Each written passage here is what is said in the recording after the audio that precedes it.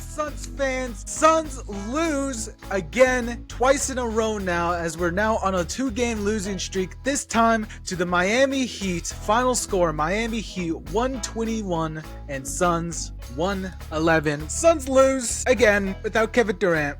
I believe the record is now 1-8 without KD on this team, as Suns now lose to the Miami Heat by 10 in Miami on this road trip. And I'm no jersey tonight because I have a statement. There needs to be things said on this team. If you've been watching this team needs to make a change. It's been quite obvious in the past couple of days. I'm a little more mellow when it comes to like making changes on this team, but I think there needs to be a change. And I've stated that a while ago, saying there needs to be trade. I guess we could just jump right into it with tonight's biggest problem. Was other than the 60 points that the Suns allowed in the paint, the Heat are just a really tall team. And when you have only guards out there trying to defend them at all, you're going to get a lot of fouls and you're going to get blasted in the paint a lot. So I don't really think anyone was surprised that we got blasted in the paint. But I think tonight's biggest problem is Devin Booker right off the bat. I mean, he had 21 points, 6 of 16, another bad night for Book. Really, the 21 points, that's the biggest problem. Tonight, our main scorer was Royce O'Neal.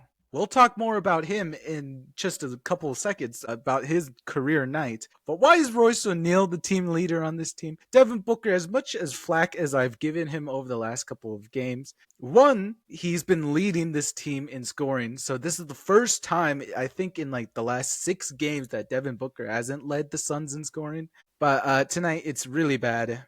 He should have definitely had more. And I think it really has to do with Book's mindset. And this is getting really deep down into what I think Book just is. A lot of people have been saying that Book is now washed this season. I want to call him exactly washed. He's not a role player. He could still elevate, and he has shown sparks of it. Example, a recent one is the Minnesota game. He had 40 points, right? Book still can't be that Book. Right? He can still score. He can still defend. Right? It's just he doesn't bring that energy every night. And a lot of Suns fans have been questioning. Some Suns fans just say trade him right off the bat. I mean, Book, he's one of like our best players. I know he doesn't act like it most of the nights, but like he's still one of the best players on this Suns roster when he just starts playing his game, his brand of basketball that we've all known. But I think one of the main issues with Book is that his mindset nowadays. I don't think it's really that widespread known knowledge, but you've seen it in interviews that like Book, I believe somewhere during this season, Book was being interviewed and he said something along the lines. He just takes what the defense gives him on every night, which that's a really passive mindset to have, especially when you're the superstar and when we have no KD. So, I mean, that's why I've been saying for the last couple of games when Booker doesn't have a great night, well, it's because he's got double teams always coming towards at him. But it's a little more than that.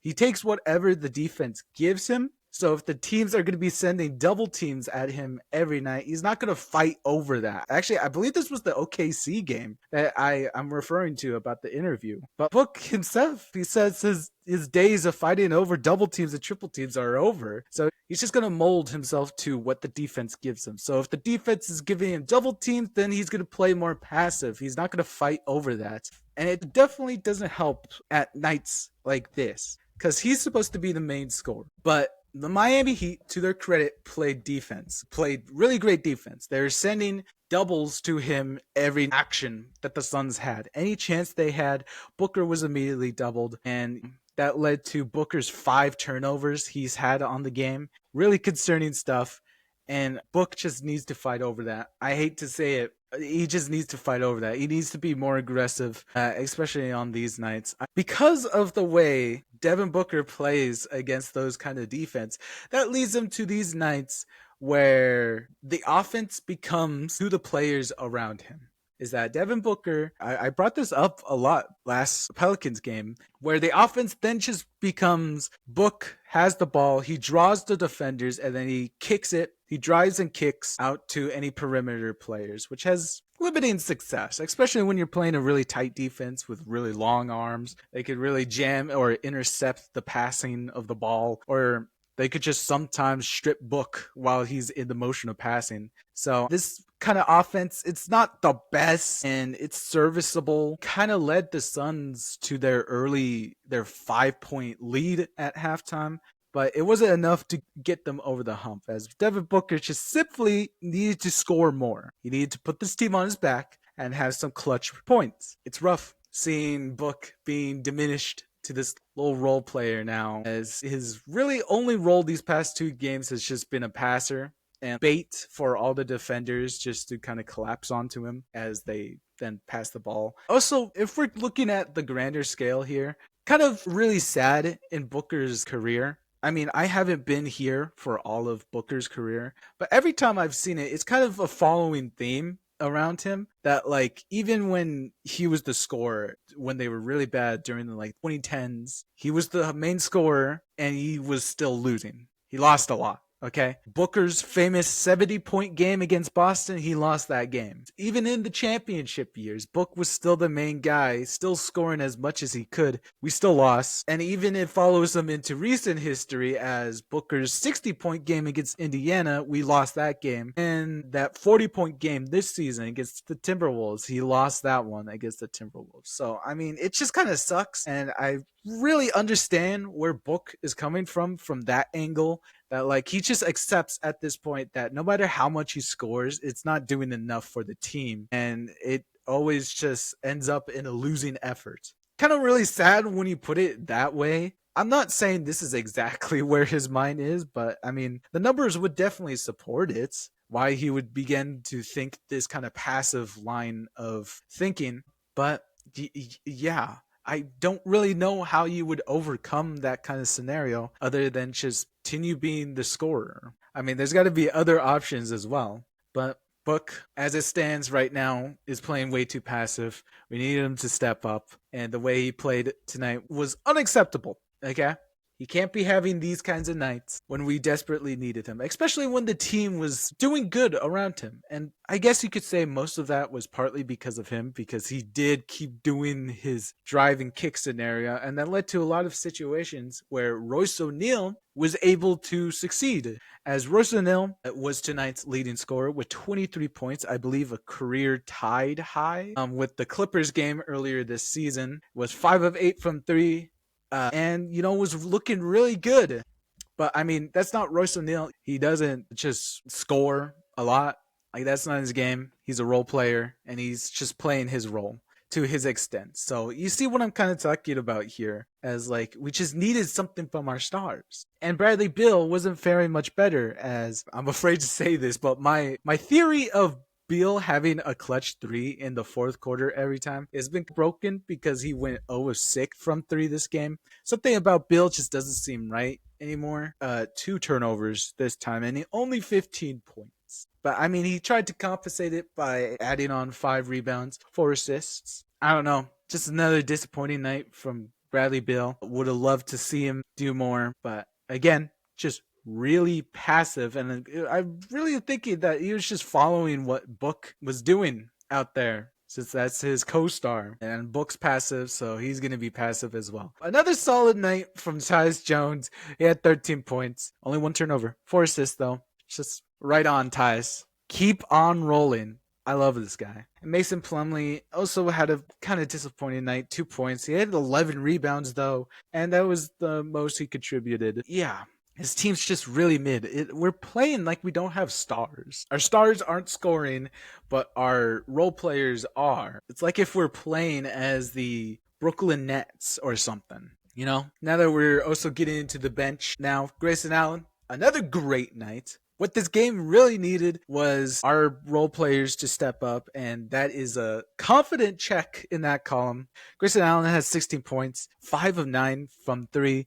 Just a combined 10 threes from both Grayson and Royce. If we had KD here, this is another win. Let's just cut that out of the way. Monte Morris, he came in. We haven't seen much of Monte Morris, so I really like when he gets these chances, and he was really swishing them. tonight, although he was 2 of 4 from 3. Yeah, he put up 12 points and was really serviceable. Really nice for us when we just needed anything. Talking about serviceable, Josh Okogie also made an appearance. 7 points, not a 3 made, and Josh Okogie was basically doing that Ryan Dunn kind of role of just playing, showing effort, and that was really the only thing that the Suns had to do this game, which is play with efforts, which it always falters in that third quarter. I've been ignoring it for a while. I just been pushing it to the side because I don't really want to acknowledge it. I mean, the third quarters, a couple of recent games, they've been looking suspiciously like the fourth quarter, like last season. I don't like that at all. But Josh Okogie, just great rim finisher. He is really nice out there. He started out the season really good from 3, but he's now kind of averaged out from that as he's just been mainly focusing on his rim finishing, and is all we need him for. So another nice night from Josh Okogie. Also played some minutes, although it wasn't that much. His only points tonight did come off of a nice slam between him and Grayson Allen, and that's basically all of tonight's game. The Suns the role players were there, but the stars weren't. And that's why the Suns lost this game. This is our final matchup against the Miami Heat. We fall to 12-10 on the season as we're firmly in the play-in sector. We're currently the 8th seed, along with the Minnesota Timberwolves, the Denver Nuggets, and the LA Lakers. But this is the start of a back-to-back against the Orlando Magic tomorrow. So we're back at it tomorrow. Watch if you dare. This Suns kind of basketball has been it's been rough to get through, but hopefully we'll brave the storm, as that is the final game before our KD is projected to come back. Even then, the next game after Orlando is Utah. So, I mean, technically we don't need KD, even though Utah just blasted Portland recently. I think we'll be fine. So, yeah, scary times. We need KD. We need a trade. Something needs to happen and change on this team if we need to be championship contenders or just even start winning games again. Something needs to change, and we need to see it soon. Because I don't know how long us Suns fans could continue to deal with this stuff. But if we don't get that change soon, the Suns might just not see the playoffs this year. Ooh, scary prediction. I mean, we might see the play-ins if we continue the trajectory we're going. But knowing the Suns, something tells me we'd barely miss the play-ins this year if we continue the way we are. Just something about it seems so Suns-like. You know, kind of like how the Houston Rockets collapsed last year and they were like one game from making the play-ins. I could see the Suns in the same position. So that is all for me. We'll see you back tomorrow as the Suns take on the Orlando Magic. Maybe we could get something going in these next 3 games. I could definitely see a streak starting before Christmas. Although let's not get our hopes up too much, and let's just try to finish out the rest of December. So if you like this content, please remember to like, comment, subscribe. It really helps out a lot. And yeah, Suns lose again to the Miami Heat. Another stinker to flush down the toilet of just bad games in recent memory. Yeah, we'll see you tomorrow. See ya.